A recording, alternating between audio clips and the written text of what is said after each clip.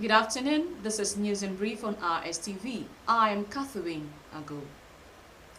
President Bola Ahmed Tinubu has departed Lagos for Europe, continuing his end-of-year break and in preparation for an official engagement in the United Arab Emirates.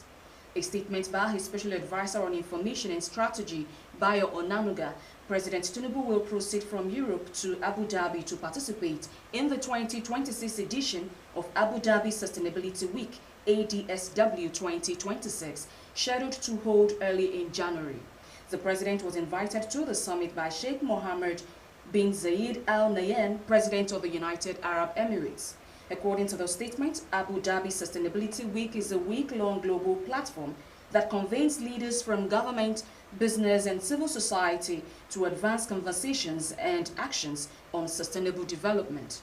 The summit will provide a forum for mobilizing ideas, partnerships, and investments aimed at shaping the next phase of global sustainability efforts. Meanwhile, President Bola Tinubu has promised to resolve the political feud between the Secretary to the Government of the Federation, George Akume, and Governor Hyacinth Alia of Benue State. President Tinubu, who made the promise in Makurdi at the wedding reception of Deborah and Samuel Akume, son of the SGF, described the SGF as the longest-serving public servant in Nigeria's contemporary history. The president, who was represented by the Vice President Kashim Shettima, stated that Akume had paid his dues and there was no need for discord with the governor. President Tinubu says he has a moral obligation toward him because what affects Benue will affect the entire North Central and Nigeria. The president added that Akume, as the leader of the North Central in Nigeria, has demonstrated leadership, accommodation, and a great deal of kindness. The federal government has inaugurated a National Advisory Committee on Micronutrient Deficiency and Control in an intensified move to tackle micronutrient deficiency in Nigeria. Coordinating Minister of Health and Social Welfare, Professor Mohammed Ali Pate, speaking at the 2025 National Micronutrient Conference in Abuja during the weekend, said President Bola Tinubu's administration is determined to move from fragmented nutrition initiatives to a synchronized, evidence-based national response that guarantees adequate nutrition for Nigerians, especially women, children, and vulnerable groups.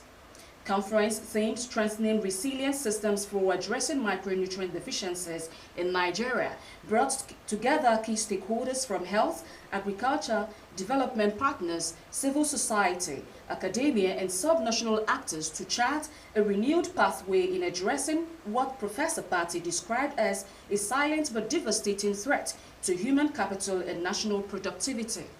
He warned that recent national surveys reveal persistent anemia, vitamin and mineral deficiencies, saying the evidence will be into action.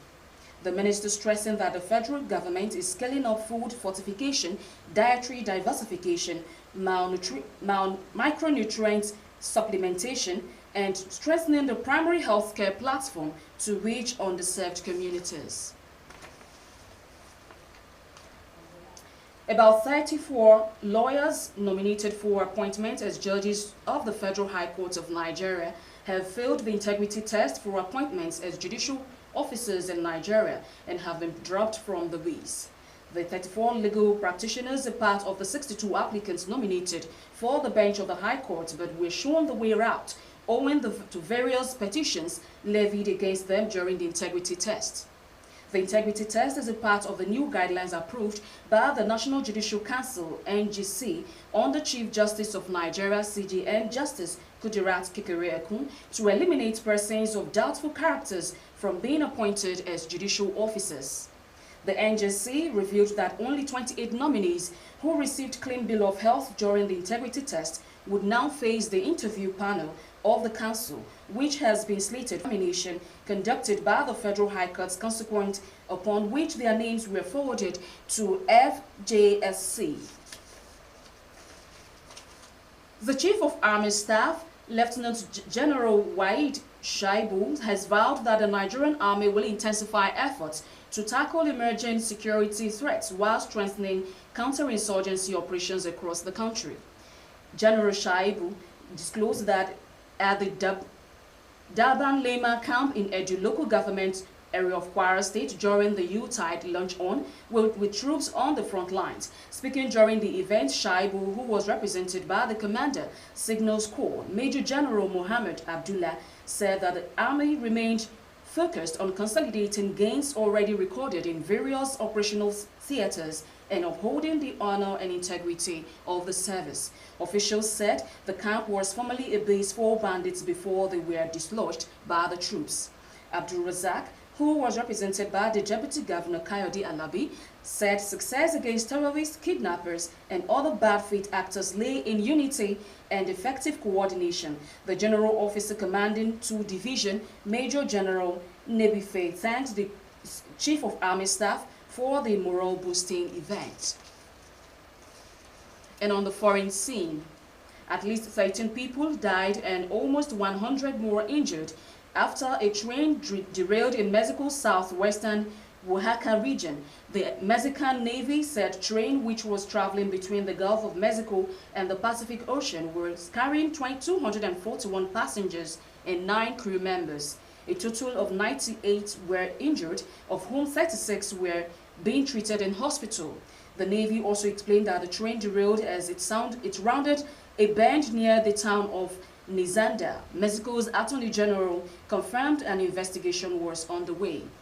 Mexican President Claudia Sheinbaum said 5 of those injured were in serious condition. She said top